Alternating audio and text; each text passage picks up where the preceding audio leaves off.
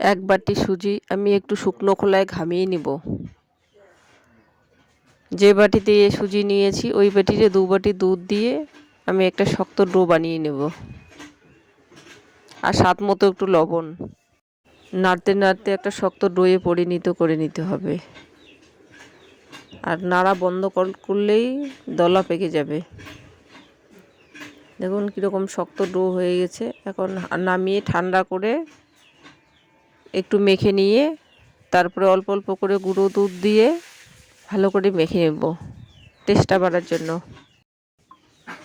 ভালো করে মেখে নিয়ে দেখুন মাখতে মাখতে যখন চিটচিটে ভাব হয়ে যাবে তখন একটু হাতে ঘি লাগিয়ে মেখে নিলে আর হাতে লাগবে না কিন্তু। এই সুজির রেসিপিটি অবশ্যই বাড়িতে ট্রাই করবেন। বাচ্চা বয়স্ক বুড়ো সবারই ভালো লাগবে।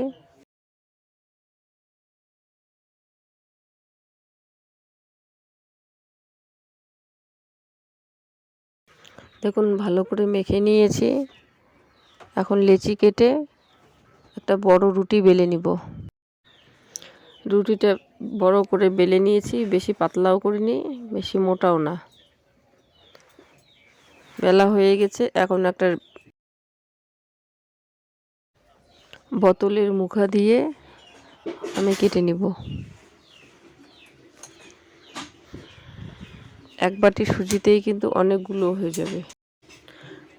কড়াইতে এদিকে আমি তেল বসিয়ে দিয়েছি।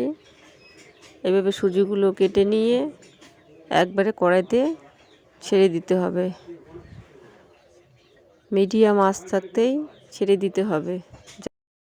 ছাড়ার সাথে সাথেই কিন্তু ফুলে উঠবে। আর একদম কম আছে ভেজে দেখুন কত সুন্দর ফুলে উঠছে। আর দেখুন আগে যেগুলো দিয়েছি ওগুলো হয়ে গেছে। আর নাড়তেই থাকতে লাগবে। উল্টিয়ে পাল্টিয়ে ভালো করে ভেজে নিতে হবে। অবশ্যই বাড়িতে এই সুজির রেসিপিটি ট্রাই করবেন। ভিডিওটা ভালো লাগলে লাইক শেয়ার সাবস্ক্রাইব করবেন। ততক্ষণ ভালো থাকবেন, সুস্থ থাকবেন। নমস্কার।